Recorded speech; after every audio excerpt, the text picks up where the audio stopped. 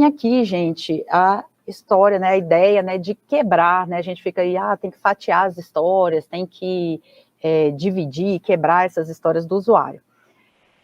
A gente vê que isso aqui é uma grande dificuldade aí das equipes, né, em estar dividindo essas histórias, e às vezes a gente acaba com situações, é muito comum, lá a gente tem muitas equipes na Caixa trabalhando já com ágil, né, e aí a gente costuma ver aquela situação ali de uma história que ela já passou ali por 4, 5 sprints, né, então aquela história sem fim, né, então, ou seja, ela começou ali, né, e aí não acabou, ela vai para a próxima sprint, aí ela vai para outra, né, e ali eu tô com aquela história ali, passando por 5 sprints. O que a gente está mostrando com isso, né, que a gente não está conseguindo entregar aquele valor que a gente se propôs, né, se eu tenho uma história ali que eu não acabo, eu não tenho, né, aquele incremento, aquele código pronto ali para verificar, para usar, né, para obter feedback, né, então a ideia é realmente a gente ter histórias que possam ser concluídas, né, dentro de uma iteração, né, dentro de uma sprint. E isso não é fácil, tá, gente? Às vezes ali você fica naquela, pô, mas vou quebrar e aí isso não tem valor, né? Então, assim, às vezes é bem complexo, né, a gente fazer, né, ou dividir essas histórias, né? O objetivo da gente estar dividindo, gente, aqui tem muito sentido, né? Por que a gente tem que quebrar as histórias, né? Então, primeiro eu já dei a dica aí, ó, ter um feedback rápido, né? Então, assim, se eu tenho uma história lá, gente, que ela pode ser construída ali em 3, 4 dias, olha que beleza, em 3, 4 dias eu vou ter o feedback do meu cliente, né? Eu posso, tipo, implantar isso aí, se fizer sentido, né? E com isso eu consigo o quê, gente? Também uma correção mais rápida, né? Então, assim, e até mais eficiente. Então, aquilo que eu fiz ali há 2 dias, 3 dias, pô, aquilo ali tá fresquinho na minha cabeça, né? Então, ali até se tiver que ajustar alguma coisa, né? Fica bem mais eficiente. Adiar trabalhos menos valiosos, né? Então, quando a gente divide, aí tem um exemplo lá que a gente deu até de uma história, né, ali que era para tornar ela mais independente, né, que era pagar com várias formas, né, usar vários meios para fazer o pagamento. Né, então, ali eu poderia falar, quero poder pagar com cartão de crédito, com cartão de débito, com Pix, com boleto e assim por diante. Poxa, será que hoje em dia o pessoal está usando boleto, né? Então, às vezes eu consigo, poxa, o que é que hoje, né, o pessoal está usando mais? Cartão de crédito e Pix. Então beleza, vou deixar aqui o boleto, eu vou implementar lá na frente, né? Então, consigo também deixar, né, entregar aquilo que tem mais valor, né, e não ter que fazer tudo, né? Quanto menor forem as nossas histórias, gente, mais assertivos a gente vai ser nas previsões, né? Então, quando eu tenho histórias muito grandes, e aí a gente pode remeter até aquele modelo lá preditivo, né? Poxa, a gente, quando pensava no sistema como um todo ali, a gente raramente conseguia acertar ali o prazo, o custo do sistema, né? A gente fazia ali uma estimativa, tentava ali de todo jeito e errava muito. Nas histórias aqui é a mesma coisa, quando eu pego uma história maior, eu quero fazer uma compra, né? Pô, isso aqui são vários passos, então, para eu estimar ali o esforço, né, a complexidade daquilo, é muito mais complicado. Se eu trabalho com histórias, né, que vão demorar ali 3 dias, 4 dias, né, eu acabo tendo ali já um padrão, né, então eu consigo ali ter uma previsão melhor ali do que eu consigo entregar, né, então fica muito mais fácil.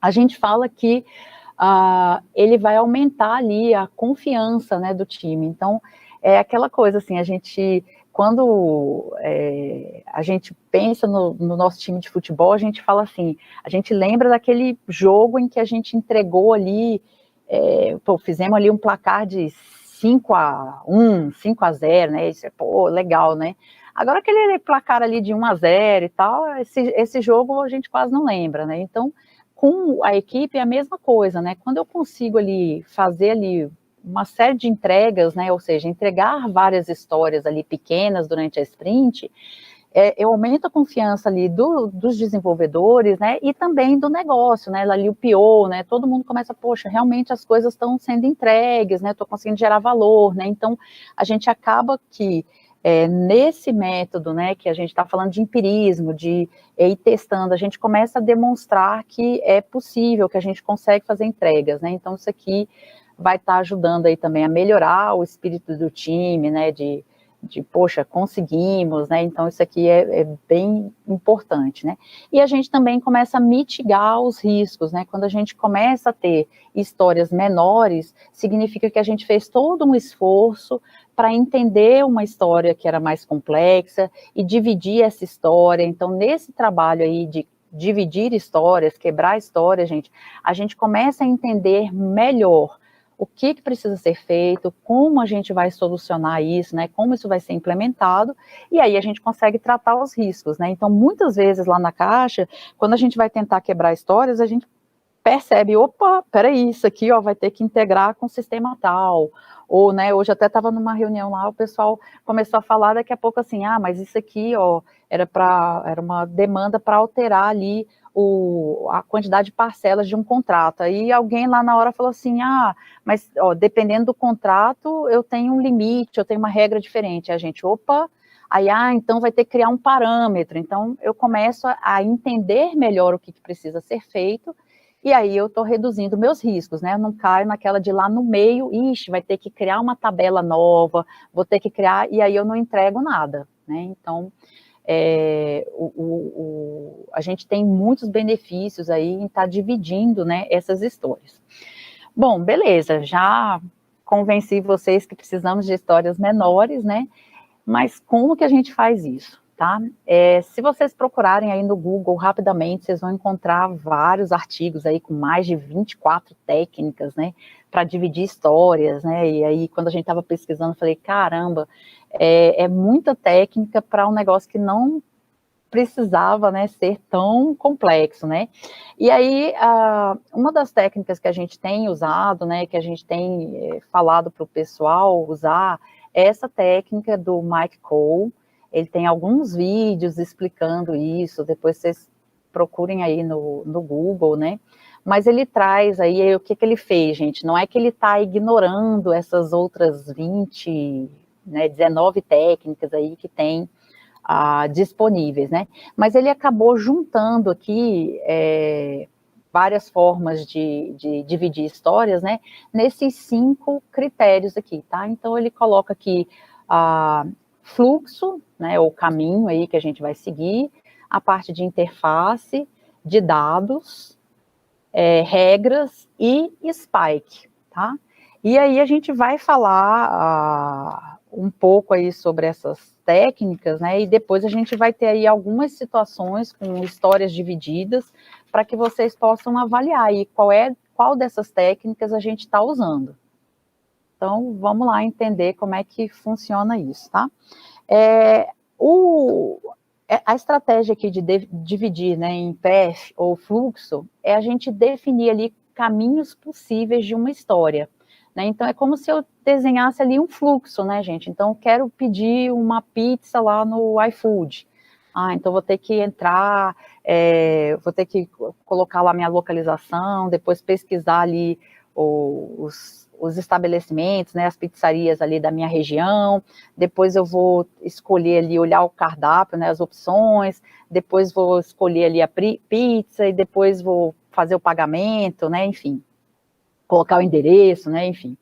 Então, ali eu tenho várias etapas, né, então vários caminhos, né, e esses caminhos também podem ir se desdobrando em outros caminhos, né, então quando eu for fazer o pagamento, também posso pagar com cartão de crédito, com cartão de débito, com dinheiro, né, e assim por diante. Então, a ideia aqui é, quando a gente tem uma história mais complexa, é compreender esses diversos caminhos que o usuário pode tomar, né, então é como se a gente estivesse desenhando mesmo um fluxo ali, e aí, cada uma dessas etapas vai virar uma história diferente, né, que a gente pode estar implementando. E aí, às vezes o pessoal fala assim, mas olha só, eu só ir lá e visualizar os estabelecimentos, isso aí não vai trazer valor, eu não vou lançar um aplicativo em que o cara visualiza os estabelecimentos, mas ele não consegue comprar a pizza.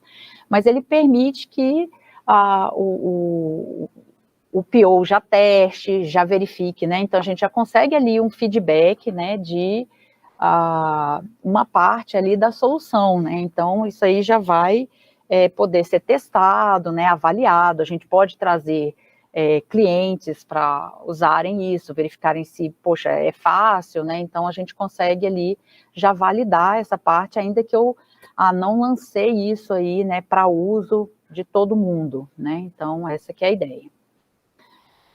Segunda possibilidade aqui, né, gente, é a questão de interfaces. Então, é quebrar uma história em múltiplas histórias se o suporte à interface vai me fazer gastar mais tempo no desenvolvimento. Então, é muito comum, lá na Caixa, a gente já teve ali, lança a primeira versão do aplicativo só para Android, né? Aí depois vai lançar na loja lá da Apple e tal, vai fazer para outro sistema operacional. Ou vou fazer isso aqui só para um determinado browser, né? E depois eu vou ajustar ali o que precisar, né? Então, pode ser a questão aí de sistema operacional, né? De browser, de hardware, e pode ser também, gente, uma interface mínima, né? Que eu precise ali para um usuário, no escopo inicial. Então, assim, beleza, aqui, ó, num primeiro momento, se o cliente ali cadastrar o e-mail dele, ali já é o suficiente.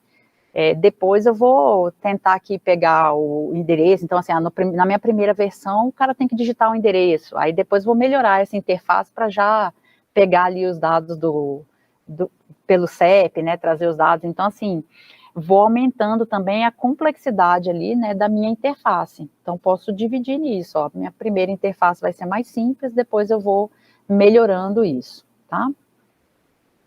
Terceira opção aí é a opção de dados, né? Então, eu decompor as histórias considerando subconjuntos de dados necessários para a conclusão. Geralmente, essa opção a gente escolhe quando eu tenho dependências de muitas fontes distintas de dados, né? Por exemplo, para trazer aqui, mostrar aqui a avaliação que os clientes fizeram disso aqui, eu vou ter que constar uma outra tabela, né? Então, beleza, então vou, num primeiro momento, trabalhar com esse conjunto de dados, né? E depois eu vou trazendo mais dados, né? Trazendo comparativos, trazendo avaliação, ou seja, melhorando aí o que eu estou construindo, tá? Então, trabalho só com um conjunto menor aí de dados. Regras, né? Aqui a gente fala aqui de flexibilizar as regras de negócio, né, ou requisitos de tecnologia em uma versão inicial do produto. Então, aqui é muito comum, principalmente quando a gente está tentando aí validar uma ideia, né, desenvolver um protótipo, um MVP, né, então, poxa, se eu só quero testar ali se é viável ou não, posso ter alguma coisa mais simples que, de repente, eu não tenho tanta validação, não consigo, né, então, por exemplo, quero fazer o pagamento com cartão de crédito. Ixi, mas aqui, ó, posso ter o cartão de crédito, posso ter 2 cartões para pagar, né, então o Uber mesmo, inicialmente você pagava com cartão de crédito, né, depois, não, você quer dividir aqui, né, quero dividir aqui com o Mansur, aí consigo colocar 2 cartões, né, então assim, eu implementei uma regra mais simples, que era cartão, e depois, não, mas podem ser 2 cartões, né, e aí eu vou criando, né, essas outras regras depois que eu validei aquela minha hipótese, né, então eu posso começar com alguma coisa e fatiar, né, então vai ser mais fácil ali de eu implementar, né, então essa que é a ideia quando a gente trabalha com regras. E aí vem a quinta opção, que é Spike. Vocês já ouviram falar em Spike, gente? Alguém sabe o que é Spike aí, no mundo do montanhismo?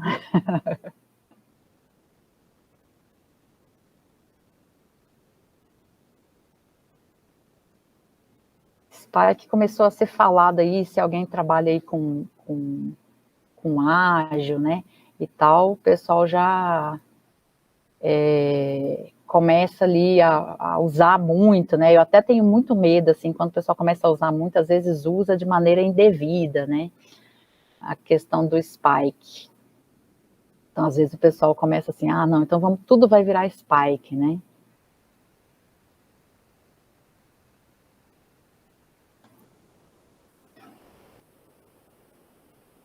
Então, olha só, gente, vou adiantar aqui para vocês o que é o spike no mundo do montanhismo. Não sabia aí também, acabei descobrindo aí, estudando, estudando spike aí na agilidade. Spike, para quem faz montanhismo, são aqueles uns pinos, né, os pregos que o pessoal vai colocando na montanha, né, para facilitar a escalada, né? Então, assim, até a analogia que foi feita, né, para esse conceito de spike é que, assim, o spike, ele não te gera valor, ou seja, ele não vai fazer você chegar lá no topo da montanha, né, mas ele vai facilitar a subida dos próximos, né, ou seja, ele vai facilitar com que as próximas pessoas consigam escalar a montanha, tá? E nos métodos ágeis, Spike é esse mesmo conceito, né? Quando a gente fala de Spike, a gente está falando de algo que, assim, num primeiro momento não me gera valor. Eu estou tendo que fazer aí uma pesquisa, uma investigação, né? Para compreender melhor aquela história do usuário. Então, normalmente, é comum, né, a gente às vezes pegar uma história para desenvolver até, isso aqui é prioridade. E aí, quando você vai tentar entender aquilo, existe uma série de incertezas, às vezes incertezas técnicas, às vezes incertezas negociais, né? E aí, não adianta eu tentar fazer aquela história naquela sprint. Então, o que a gente faz, né? A gente cria lá um spike, né? Ou seja, eu vou colocar na minha reunião ali de planejamento, eu vou planejar para a minha sprint um tempo para fazer essa pesquisa, essa investigação, para prototipar, às vezes para testar ali uma arquitetura, né? E a partir dessa investigação, a gente vai ter conhecimento suficiente para que numa próxima sprint a gente consiga fazer, tá? Então, a ideia aqui é reduzir aquelas incertezas, né? Quando a gente tem muitas incógnitas ali, é a gente fazer isso. E aí a gente fala assim, ó, só use essa técnica depois que eu não conseguir usar nenhuma das outras. Então, se eu não conseguir dividir pelo fluxo, se eu não conseguir dividir a história pela interface, também não consigo ver como quebrar por dados, né? Nem por regras. Poxa, será que eu estou entendendo bem essa história? Então, ele fala assim, ó, de repente é o momento da gente parar e tirar a dúvida aí sobre entender melhor, né, compreender melhor essa história para que a gente possa dividi-la. Para quem usava ainda o processo da Rashton, o RUP, né, o processo unificado, né, ele tinha lá um item na parte lá de design, né, a questão da prova de conceito, é mais ou menos isso, né, de você primeiro testar ali uma arquitetura, né, uma solução, que você não tem muita certeza, e a partir do momento que você tem essa certeza, você começa a ter mais segurança, você consegue esclarecer, inclusive, requisitos, a arquitetura, como é que você vai utilizar aquilo, aí você sim transforma numa história, tá? Aí você consegue realmente, entendi, né? Normalmente, quando você faz essa projeto, você descobre algumas coisas que você não sabia, isso influencia na sua solução, inclusive, né? Esclarece requisitos e tudo mais, tá? Então é muito útil. Mas não pode ter só prova de conceito, né? Só spike. Gente, não é para fazer uma sprint cheia de spike, né? Também, né, a gente fala assim, use com moderação, né? Porque assim, a incerteza, ela existe, né? Já que a gente só tem ali uma história, então assim, a gente está trabalhando de maneira empírica, então assim, não adianta falar assim, mas espera aí, então vou ter que pesquisar tudo para ter certeza absoluta de tudo. Não é isso. É quando a gente tem realmente muita indefinição, aí, beleza, é hora de usar um spike, tá? Então, e assim, até para ficar a dica, né? O spike, gente, ele tem que ser apresentado na reunião lá de revisão. É importante eu chegar e falar assim, beleza, fiz aqui uma prova de conceito para ver se essa arquitetura vai suportar ali 200 mil acessos simultâneos, beleza. Então, quando chegar lá na revisão, eu vou apresentar o estudo que eu fiz, vou falar assim, olha, testamos essas duas arquiteturas, essa aqui é mais viável e tal. Então, eu apresento o resultado, né, o valor que eu estou gerando com aquele spike, com aquela pesquisa ali que eu fiz, tá? Para não ficar uma coisa assim, vou ficar aqui a vida toda pesquisando, né? Então, essa que é a ideia. No spike que nós fizemos lá na Caixa, para um sistema de cobrança de tarifas, a gente tinha que fazer, porque a cobrança de tarifa estava sendo débito em conta e também, se não me engano, a gente só tinha indo na agência ou débito em conta, tá? E aí a gente teve a oportunidade, né, para ter pagamento por boleto. Lá era um outro sistema, entendeu? E a equipe não conhecia esse sistema de gerar boleto. Tem todo um esquema de você agora jogar lá os dados, né, acho que numa centralizadora, né, onde tem todos os boletos para evitar fraude, né, e ele tem que ser um boleto válido. Então tem um sistema que te interagir com a gente. Então na hora que a gente fez com o Spike, nem chamou de Spike, mas foi, porque a gente fez no código mesmo, o programador desenvolveu, ele passava, né, via API, ele ia lá, consultava o sistema, a gente tinha colocado dados lá e depois ele me retornava esse dado, eu lia isso e mostrava o boleto. Não tinha tela nenhuma para o usuário comandar, mas eu já fiz o que? A arquitetura já respondeu. Nessa brincadeira tinha dados que eu estava mandando errado, dados que faltavam porque ele não me retornava. Nós descobrimos que tinham que criar o convênio no sistema, entendeu? Então, uma série de coisas que, se a gente não faz o Spike, essa história provavelmente não ia ficar pronta ao final da sprint, né? E a gente ia ficar frustrado. Então, na verdade, foi bacana. Nós não ficamos frustrados, gostamos. Apesar de ter mostrado uma tela bem tosca, né?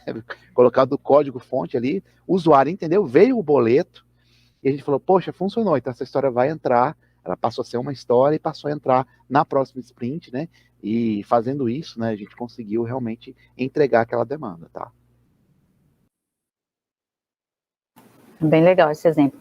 E aí a gente tem aqui, gente, spikes, né, técnicos e funcionais, tá? Então, o técnico é quando eu preciso ali pesquisar uma abordagem de solução de domínio, que a gente falou assim, às vezes uma prova de conceito, avaliar um desempenho, né, uma carga, né, então assim, até por exemplo, o Caixa tem, né, lá a gente teve momentos no ano passado, né, eu sei que muita gente criticou, né, assim, a mídia falando, nossa, o sistema da Caixa, mas a gente teve momentos com 400 mil acessos simultâneos, né, então assim, você requer aí uma arquitetura, né, enfim, validações disso, então assim, depois isso foi sendo melhorado, né, começou a ter pagamentos em datas separadas, né, para a gente ter ali como não ter tantos acessos, mas no início todo mundo queria acessar, cadastrar, né, então foi aquela loucura. Então, assim, a gente precisa, quando a gente precisa validar essas arquiteturas, uma implementação técnica, né, como o Mansur colocou, né, de como foi feito, ter confiança sobre uma solução, né, será que é isso mesmo, né, ou a gente não conhece, às vezes, muito bem a tecnologia, né, então fazer ali alguma validação. E o spike funcional é realmente analisar ali o comportamento da solução, né? Então, se a gente não está conseguindo dividir, é o momento da gente, peraí, vamos sentar aqui e entender direitinho, né? E às vezes o negócio vem com algo bem genérico, né? Então, assim, olha, eu preciso agora fazer o pagamento com Pix. Se eu nunca tivesse ouvido falar de Pix, peraí, o que é Pix? Como é que é isso, né? Então, isso vai permitir que eu organize melhor o trabalho, identifique riscos, né, a complexidade, né, e também usar insights, né, para influenciar as decisões de implementação, né, então, podemos ter spikes técnicos e funcionais, né, que façam com que a gente seja capaz aí de dividir uma história, né, então entenda melhor o conceito e divida, consiga usar uma das outras técnicas para dividir a história, tá? Se ninguém tem dúvida, a gente vai fazer aqui o Spider Game, né? Não tem o E aí, porque são as abreviaturas, né, lá do modelo aí do Michael Cohn, tá? Como é que vai ser aqui, gente? A gente não vai fazer no Kahoot, mas a gente quer que vocês participem aí, né, pelo chat, tá? Então, tá aqui a colinha das opções, né? Então, temos aqui fluxo, interface, dados, regras e spike. E aí a gente vai entender como é que eles dividiram essa história que está em rosa aqui, né? Foi dividida dessa forma, e vocês vão escolher qual é o critério que eu estou usando aqui, né? Então, ó, como cliente da loja, eu desejo visualizar informações dos produtos para decidir o que comprar, tá? E aí ele está trazendo aqui essa história dividida. Como cliente da loja, eu desejo visualizar características básicas do produto. Como cliente da loja, eu desejo visualizar características técnicas do produto. Desejo visualizar comparações com outros produtos similares. E a quarta história é visualizar avaliações de outros clientes, né? Então, pessoas que já compraram o produto, né? Como é que ele foi avaliado, né? Então, pensem ali, né? Em qualquer site ali de busca, né? Então, no primeiro momento aqui, eu estou só com aqueles dados ali, né? Ah, é uma televisão, né? Tantas polegadas e tudo mais, né? Aí, nessa segunda história aqui, eu já tenho todas as características técnicas, né? De quantos pixels, enfim, todas as características ali do produto. Na terceira história aqui, eu já estou com comparação com produtos similares, né, de outras marcas, né, então como é que isso vai ser feito. E aqui eu já estou trazendo informações sobre as avaliações que os clientes fizeram sobre aquela televisão específica. O pessoal está colocando dados. Renato, Marcel. Então, beleza, dados, né? Então aqui, ó, num primeiro momento, trago aqui uma quantidade de dados aqui pequena, né? E vou acrescentando isso, e aí, por exemplo, sei lá, essa comparação aqui, vou ter que buscar isso em outra, né? Então, isso aqui vai ser mais complexo de fazer. Então, no primeiro momento, só trago aquilo ali básico, né? E vou acrescentando ali mais informação, né? Então, geralmente, quando a gente tem essa estratégia de dados, é quando a gente vai aumentando a quantidade de informação que está disponível ali para o cliente, né? Então, é isso bem aqui que foi acontecendo, tá? Vamos ver aqui a próxima alternativa. Como cliente da loja, eu desejo comprar produtos de forma online para ter comodidade. E aí eu dividi essa história em, eu quero, como cliente da loja, eu desejo selecionar os produtos, depois eu desejo fechar o pedido, calcular o frete, pagar com diferentes formas de pagamento, e assim sucessivamente, né? Então, aqui, vou quebrar, poderia ter aqui, né, pagar com cartão de crédito, pagar com cartão de débito, com Pix, com boleto, com transferência bancária, né? Então, ainda poderia quebrar mais aí as histórias.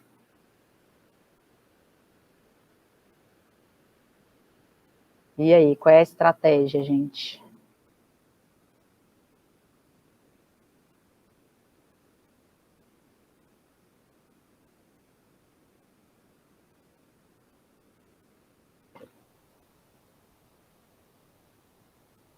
Que estratégia estamos usando aí? Fluxo, né? Então, fluxo é esse aí. Lembrar sempre, né, que é como se fosse um fluxograma ali, né? O passo a passo, né? Então, aqui o passo a passo de como eu vou fazer, né? Então, isso aqui é uma forma mais simples, né, de quebrar a história. Geralmente, a primeira que vem, assim, à cabeça é usar essa questão aí do fluxo, né? Próxima história aí, ó. Como cliente da loja, eu gostaria de obter descontos no frete para que possa economizar, tá? E aí, quando a gente foi entender essa história aqui, a gente saiu quebrando essa história. Então, ó, como cliente da loja, eu gostaria de escolher entre retirar na loja física ou pagar um frete simples. Próxima história, como cliente da loja, eu gostaria de escolher entre várias opções de frete. Outra história, como cliente da loja, eu gostaria de não pagar o frete a partir de determinado valor de compras. E a última, como cliente da loja, eu gostaria de não pagar o frete a partir da escolha de produtos com bônus, né? Aquele produto assim, ó, se você comprar esse produto aqui, não vai pagar o frete, tá? Então, aqui, 4 histórias aí, e qual seria aí a estratégia que a gente está usando aí para quebrar isso?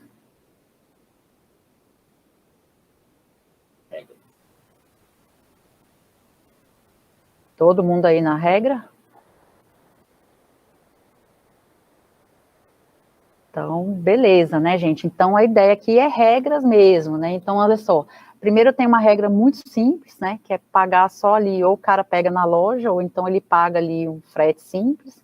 Aí depois, opa, vou melhorar isso aqui, né, então vou colocar outras regras, né, o cara pode comprar com frete expresso, aí depois, opa, aqui eu vou ter desconto, né, a partir, ou não pagar o frete, então tive que implementar uma regra lá, a partir de determinado valor, não pago, né, e aqui ainda ter outras regras, né, de tipo, determinado produto, ele tem um bônus ali para não pagar o frete, tá? Como cliente da loja, eu desejo comprar produtos de forma online para ter comodidade. Como cliente da loja, eu desejo comprar produtos por meio do meu celular Android, por meio do meu celular iOS ou usando o meu notebook. Aí tá fácil, né, gente? Aí não teve nem graça de...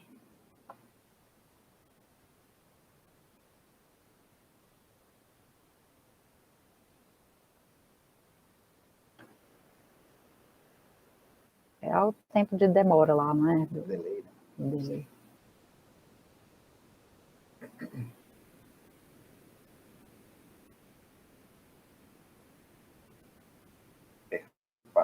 Interface. Beleza. Agora aqui um outro. Ó. Como cliente da loja, eu gostaria de realizar a compra com o cliente, com um clique, para ganhar tempo, né? Aquela compra com um clique lá, que eu adoro. Aí, poxa, se surgir coisa assim, poxa, o que será essa compra com um clique? Eu preciso ter um cadastro prévio, tem requisitos de segurança diferentes, né? Então, pode ser qualquer valor, posso comprar qualquer quantidade de ingresso, né? Como é que é isso, né? Então, se eu tiver, né, aqui muitas incertezas aí, o que a gente precisa aqui nesse momento, gente?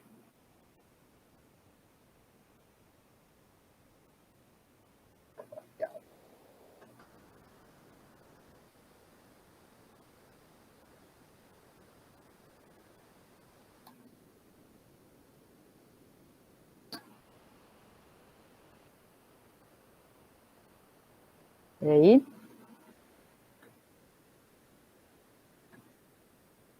Então, assim, a ideia aqui, né, se eu não souber, assim, como é que eu faço isso, né, como é que eu preciso, né, de esclarecimento e tal para fazer essa história, ainda não é o momento da gente dividir a história, né, é o momento da gente fazer um spike, né, fazer aquela pesquisa, entender melhor ali, né, o que é que eu preciso realmente fazer para depois, sim, poder usar uma das outras técnicas, tá, gente? Então, vou usar o spike e depois que eu entender exatamente como isso funciona, e eu posso dividir isso em regras ou em fluxo, né, enfim, interface, aquilo que fizer sentido aí quando eu compreender a história, tá? Aqui tá lento mesmo.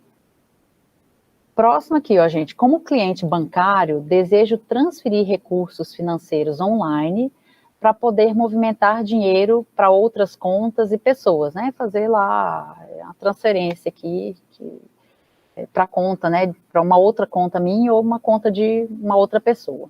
E aí eu coloquei aqui, né, dividi em, ó, como cliente bancário, desejo transferir fundos online na forma de TED, né, que é aquela transferência eletrônica, né, que ali em poucos minutos cai na conta da pessoa. Como cliente bancário, desejo transferir fundos online na forma de um DOC, né, que é aquele que vai entrar na conta da outra pessoa um dia depois, né, e tem ali restrições, né, de valor e tudo mais. E o outro, como um cliente bancário, desejo transferir fundos online na forma de Pix, né. Então, o que seria isso aqui? Então, aqui tem formas, né, diferentes aí de fazer essa transferência. Vocês podem escolher qualquer uma delas, né, para transferir aí para a gente.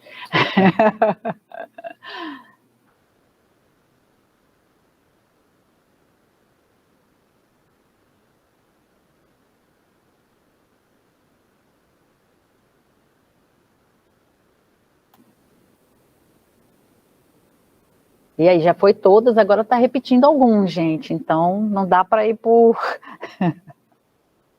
A gente já teve aí fluxo, já teve interface, né, dados, spike, regras.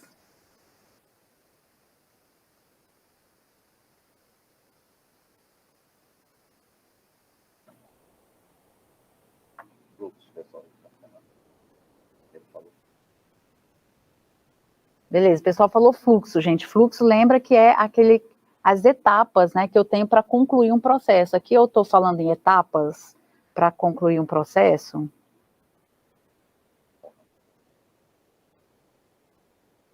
Pedro colocou regras. Isso, né? Então, regras. Por que regras? Aqui eu tenho regras distintas, né, gente? Quando eu vou fazer um TED, eu tenho lá um valor que é permitido, tem um horário que eu consigo fazer isso, né? Com Pix, eu tenho outras regras que eu tenho que colocar lá a chave Pix da pessoa. Então, assim, aqui para eu fazer uma transferência de um jeito ou de outro, são regras distintas, né? Então, faço isso, né, para, tipo assim, entregar alguma coisa e depois no futuro eu faço aqui o do Pix, né? Então, essa que é a ideia. A interface, qual é a diferença da interface para a regra?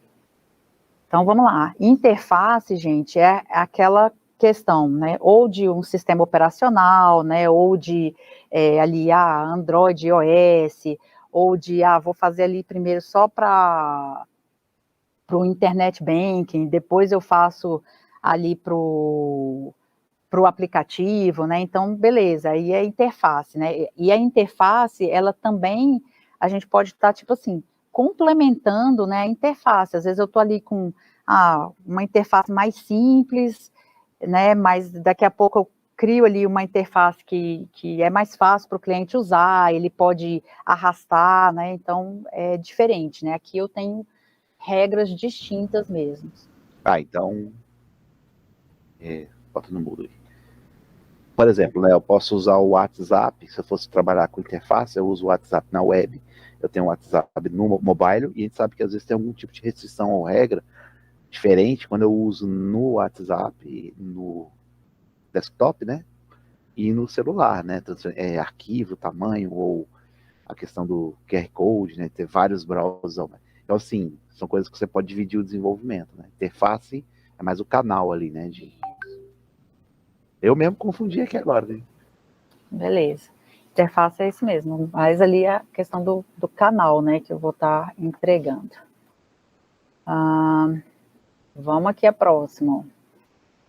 Como cliente bancário, deseja transferir fundos para poder movimentar dinheiro para outras contas e pessoas. Aí ele dividiu aqui de outra forma, gente. Como cliente bancário, desejo cadastrar o destinatário das transferências, desejo visualizar o saldo disponível para realizar a transferência com segurança, desejo confirmar os dados da transferência e, por último, desejo emitir comprovante da transferência. Então, aqui eu tenho 4 histórias, né? Você vê assim, a mesma história que a gente tinha da outra vez, só que eu quebrei essa história aqui de maneira diferente, tá?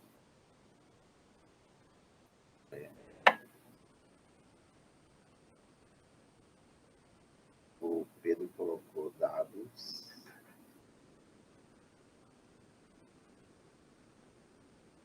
Marcelo também.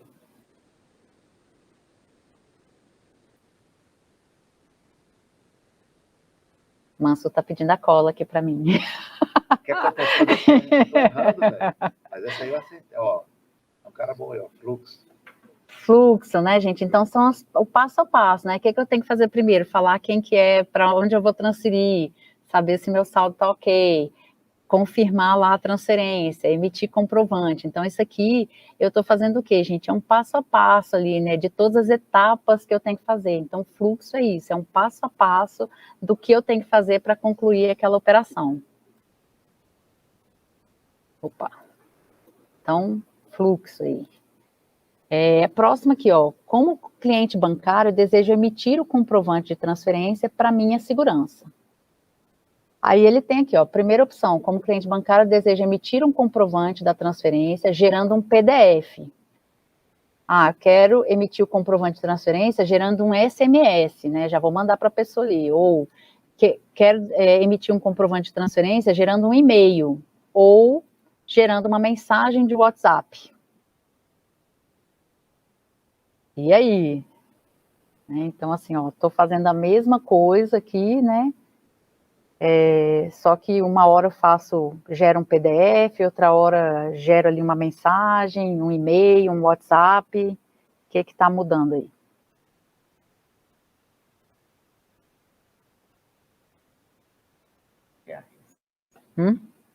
Quem arrisca? Arrisca aí, Mansur. Marcelo colocou dados.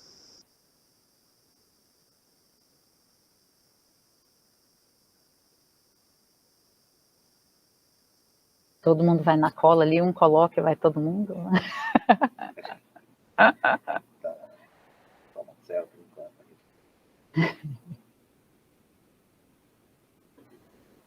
Dado, agora mandou para a interface.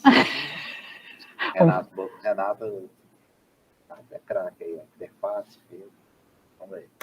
Interface, gente. Então, assim, ó, os dados, eles não mudaram, tá? O comprovante vai ter a mesma informação ali, gente.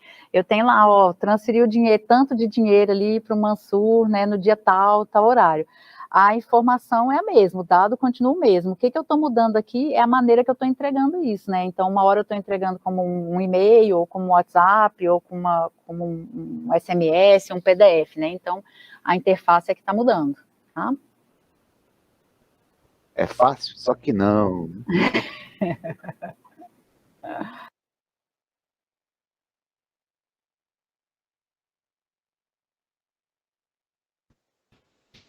Cara, eu errei umas aí, né? Pelo menos umas 3, tá mal. Cara, como que é difícil, porque assim, os métodos, os frameworks, eles têm uma máxima aí, né? Que percorre todos eles, né? Não só a história do usuário, Scrum, Kanban. Cara, é fácil de entender, a gente vê a explicação, entendi, ela vai aplicar. É por isso que a gente traz, né, alguns estudos de caso, algumas, né, de forma lúdica, para a gente tentar tornar mais tangível, né? E como que não é fácil. No nosso dia a dia é bem difícil, gente. Então, por isso que a gente tem que exercitar bastante esses modelos. Você pode até fazer algum tipo de adaptação, né? E aí você faz uma, duas, nem andar de bicicleta, né? 3, 4, daqui a pouco você tá craque, tá bom? Então, para a gente dar o grande finale aqui, né, agora, a gente vai falar um pouco sobre, assim, as vantagens de utilizar a história do usuário. Então, a gente colocou aqui, né, nos slides, assim, visualizar melhor o valor de negócio, né, até porque se a gente usar lá a questão de quem, né, qual é o ator que vai utilizar aquela história, a gente está tentando resolver um problema de alguém, né, então quando você usa a técnica www, investe, um deles traz ali a questão do valor, né, então a gente visualiza para que o time todo, não só os usuários, gestores que estão especificando, né, como também o time que vai desenvolver a solução, né, entenda melhor, tá? Então, melhor conhecimento das pessoas, né, ou seja, dos perfis, né, dos vários tipos de usuários que nós temos, né, a gente sabe que tem uma série de perfis que vão acessar nossas aplicações e a gente precisa entendê-las melhor, tá? Aquela pessoa que representa um grupo de usuários. Diga lá.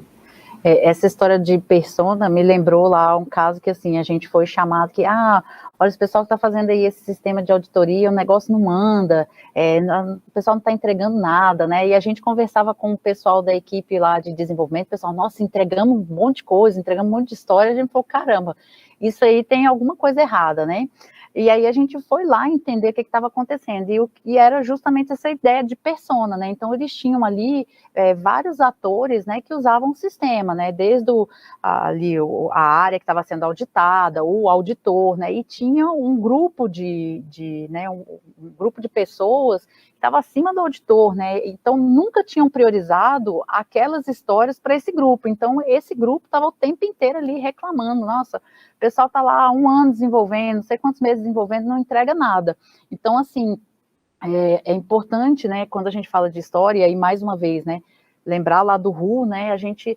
consegue entender melhor quem são as pessoas que vão ser atendidas, né, priorizar isso, então é bem interessante a ideia da história, né.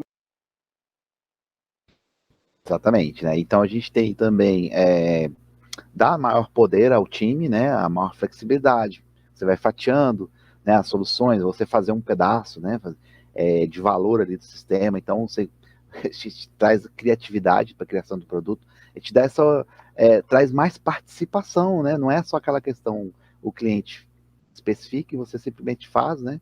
Colocamos aí no início que muitas vezes o próprio cliente às vezes não sabe, né? Ele muitas vezes até consegue descrever bem o problema dele, mas ele não consegue descrever qual é a solução, né? Então isso dá que as equipes participem e tenham, usem da criatividade para dar as melhores soluções possíveis, né? As startups que estão aí, né? Eles estão muitas vezes olham um gap de mercado e falam, cara, é aqui que eu tenho muitos problemas que as soluções que estão no mercado não estão atendendo. Então eu vou lá e tento, com criatividade, né, trazer algum tipo de solução diferente, né, que as pessoas passem a usar e resolver melhor ainda os problemas que elas estão vivendo ali no dia a dia, né? E traz também uma linguagem, né? Você vê que a gente está falando aí sobre negócio, né? Uma linguagem mesmo de história, né? Contando, né? Como é que ela deve ser feita lá. Então, assim, a linguagem mais leve, mais fácil de trazer já um entendimento, ou mesmo trazer dúvida. E aí eu vou para os 3 Cs lá, né? Trazer a conversação para desenvolvimento, vamos assim, mais focado do que eu efetivamente quero resolver, né, o problema do meu cliente, tá? Pode passar. E aí a gente tem aí uma pergunta, né? A história do usuário é, afinal, assim, documentação, né? Então, assim, as informações que estão contidas lá são, a gente viu aí, né? Muito simples, né? Tem algumas coisinhas a mais ali com os critérios de aceitação, né? E não comportam, provavelmente, tudo o que precisa para documentar efetivamente um software, né? Ainda mais softwares aí, tá falando de core bancário, né? Então, de renda fixa, de investimentos, são softwares, né? Você pegar ali todas as features que tem hoje no aplicativo, no iFood, né, no próprio YouTube, no Uber, né? Então, assim, você só com histórias, talvez você não consiga documentar tudo. Então, as histórias elas são muito úteis ali para o momento do desenvolvimento. Então, a gente, para não criar toda aquela complexidade de documentação, coisas que muitas vezes nem agregam muito para o desenvolvimento, a gente escreve de forma, né, os requisitos necessários na forma de história dos usuários, tá? Então, elas são úteis aí para capturar a funcionalidade do produto principal, né? Provavelmente elas não vão, né, ali descrever as jornadas, aí você pode usar outras ferramentas, né? A parte de design visual, então você usa aí outras ferramentas. Lembra, os frameworks eles usam sim, somente o Scrum, somente o Kanban ou o XP, ele não, sozinho ele não funciona, ele precisa de todo um conjunto de práticas, pode ser algumas práticas já utilizadas, tradicionais do mercado, ou outras emergentes, né, como essas que a gente está colocando aí, tá? Então, story mapping, diagramas de fluxo, né, fluxo de valor, tem muita coisa lá no Lean, né, descrições funcionais, mesmo os artefatos que tinha lá no RUP, né, storyboards, protótipos, protótipos de baixa fidelidade ou de alta fidelidade, vai depender do seu contexto, tá? Então tem ferramentas para você fazer isso aí. Você pode utilizar técnicas de entrevista de usuários. Então você tem que utilizar em conjunto todas essas ferramentas de acordo com o seu contexto e aí organizar esses requisitos na forma de história do usuário para ter uma construção mais rápida, focada na entrega de um produto, na entrega do software, do que em documentação em si. E aí você pode, lá na Caixa, a gente somos legislados, né, com uma série de regras de compliance, normas regulatórias, né? Então a gente muitas vezes desenvolve o sistema, mas depois a gente tem equipes que fazem aquela documentação, né, complementar para depois dar manutenção no software, tá? Aí até para seguir regras de compliance, mas para entender como é que o sistema hoje ele está e quando eu tiver que fazer algum tipo de ajuste e modificação, tá? Então pode fazer engenharia reversa para olhar o que o código tem e documentar. Quando eu trabalhei no Ministério do Trabalho, fazer em paralelo, no Ministério do Trabalho a gente também fez uma documentação depois. Depois que o software estava funcionando, na terceira versão, estava lá o cara de requisito escrevendo, perguntando para o desenvolvedor, precisando de ajuda, para ele documentar aquilo ali, tá? Então, a gente tinha pelo menos ali uma documentação mínima. Então, é importante analisar aí o contexto, né? A necessidade, quão é necessária essa documentação. A Elo falou que já vi também casos de você tem sprints em determinadas versões, né? E em paralelo eles estão documentando, correndo ali atrás, né? Do que ainda não foi documentado. Também é possível também. Vai depender muito da situação, do contexto, do contrato, né? Que você tem lá, tá? Então, a gente tem até aí um curso, né, Lucas, depois você vai falar aí, em que ele aborda, né, do PO, Story Maps, essa técnica bacana de Story Map que ajuda muito a gente a organizar, olhar, a dar prioridade, né?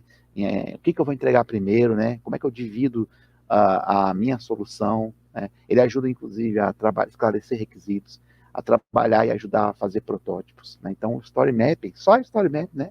Já é um mundo aí de coisas, porque senão você tem esse conjuntão de histórias, né? Você até organiza ali em épico, né, tal, em tema, cria algum tipo de organização, de hierarquia, mas fica aquele bando de coisa para fazer e você não consegue estabelecer dependências, relacionamentos, contextos, fluxos, né? O que eu tenho que fazer, prioridades, e aí você trabalha uma técnica adicional, e aí tem várias, uma delas é o Story Mapping, para te ajudar a saber o que você vai desenvolver primeiro, o que vai entrar ali, por exemplo, na sprint.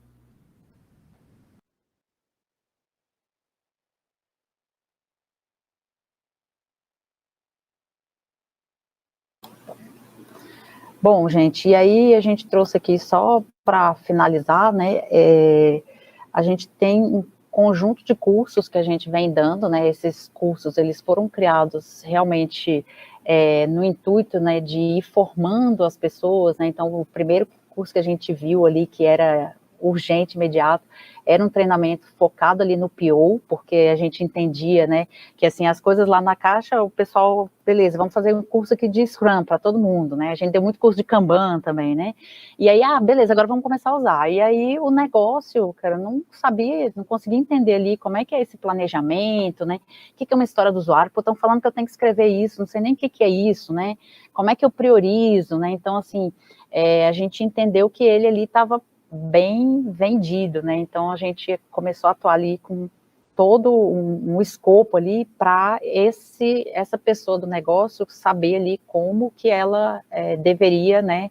Ou poderia estar executando essas atividades, né? Que para ela era tudo muito novo, tá?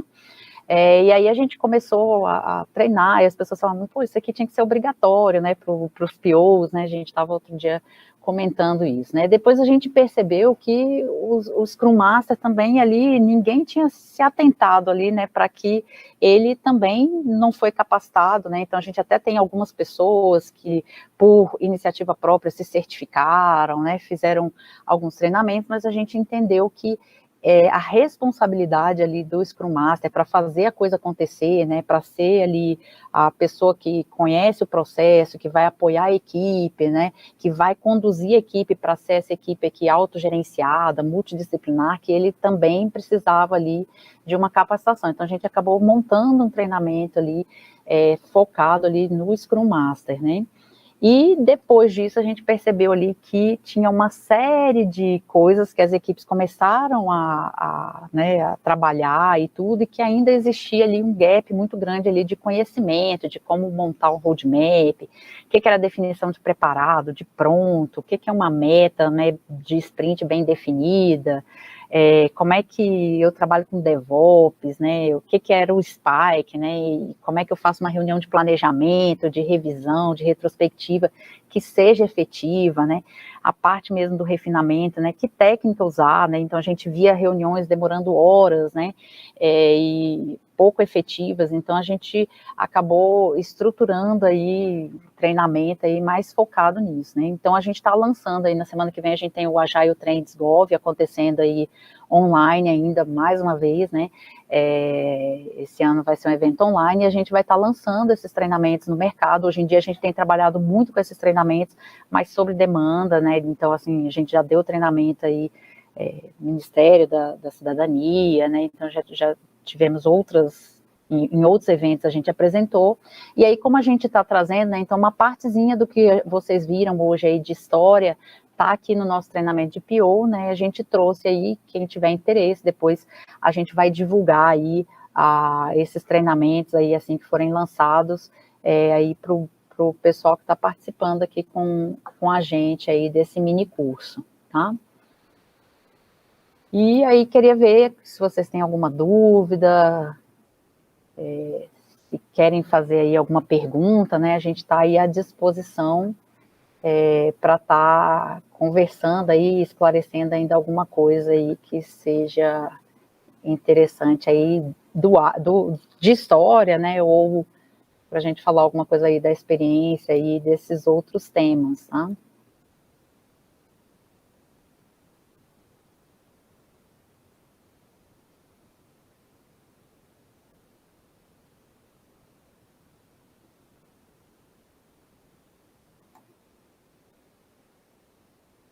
Foi bom, né, a participação, o pessoal participou aí bastante, né, aí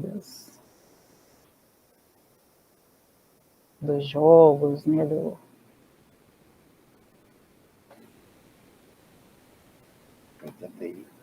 80 e poucas pessoas. Tivemos bastante gente aí. Pedro. Ah, beleza, sobre a parte das características das histórias, né, você entendeu o que Acho que é os 3C que ele tá falando. É o 3C, Pedro? Deixa eu pegar aqui a do Marcelo, né? E aí explica melhor aí, Pedro, para a gente o que é. Critérios de aceite, né? Então, assim, o que seria um bom critério de aceite, Marcelo? Ele precisa ser testável, né? Então, assim, é importante que a gente não tenha ali alguma coisa assim genérica, né? Então, assim, sempre olhar e verificar assim, olha, eu vou conseguir testar isso aqui e ter certeza que eu atendi. Então, sempre que o pessoal assim, tem que ter uma boa performance. Por que é uma boa performance? É eu esperar 2 segundos, 5 segundos, né? 7 segundos. Então, assim, especifique lá o que você está querendo em termos de performance, o que você está querendo, né, em termos de validação, né? Então, a ideia é essa, né? Eu não ter dúvidas. Beleza, Pedro trouxe uma pergunta que é excelente, né? Ele está falando assim, negociável e testável parecem muito conflitantes, né? Então, é possível ter uma história plenamente negociável e plenamente testável? Legal, a gente também teve essa mesma dúvida, né, Mansur? Então, olha só, o negociável vai fazer com que eu tenha que conversar para saber mais sobre a história, né? Então, a história, ela tem que ter abertura ali para a gente poder sugerir soluções, né? Então, para que a gente busque ali mais informação sobre a história. Por outro lado, o que é o testável, gente? O testável, quando a gente está falando do critério testável, eu só estou olhando os critérios de aceite, tá? Então, a história ela tem que ser negociável e os critérios de aceitação têm que ser testáveis, tá? Então, o critério, ele não pode deixar margem para dúvida, de tipo assim, a pessoa pode pagar ou não. Não, a pessoa pode pagar ou pode fazer a compra com 2 etapas, né? Então, assim, eu sei que eu vou conseguir mensurar, tá? Então, é questão de mensurar se aquilo ali está completo, né? Se aquilo ali está de acordo com o que foi estabelecido ou não. Então, negociável a história, né? Deixar margem ali para eu conversar sobre aquilo, e o testável em relação aos critérios de aceitação. Ficou claro?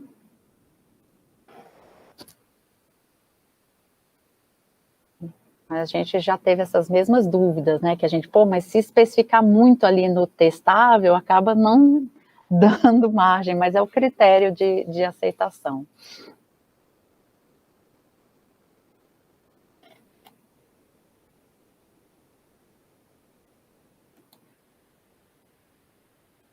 Beleza. Mas foi ótima pergunta aí que esclarece para todo mundo.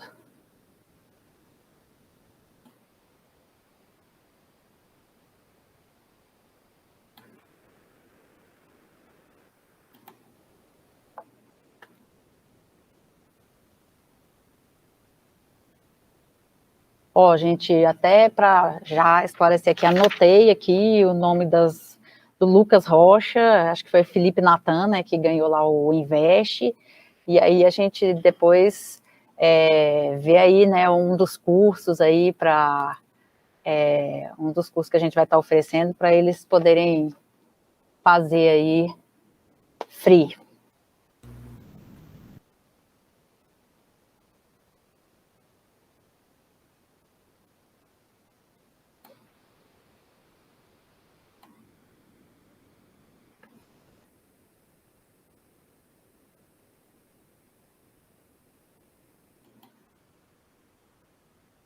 Mas, assim, enquanto a gente espera aqui ver se tem mais alguma dúvida, né, gente, eu acho que, assim, uma das coisas que a gente tem aprendido muito lá, né, na Caixa, né, eu tenho trabalhado como facilitadora ali, acompanhando vários cursos, né, várias equipes, vários squads, né,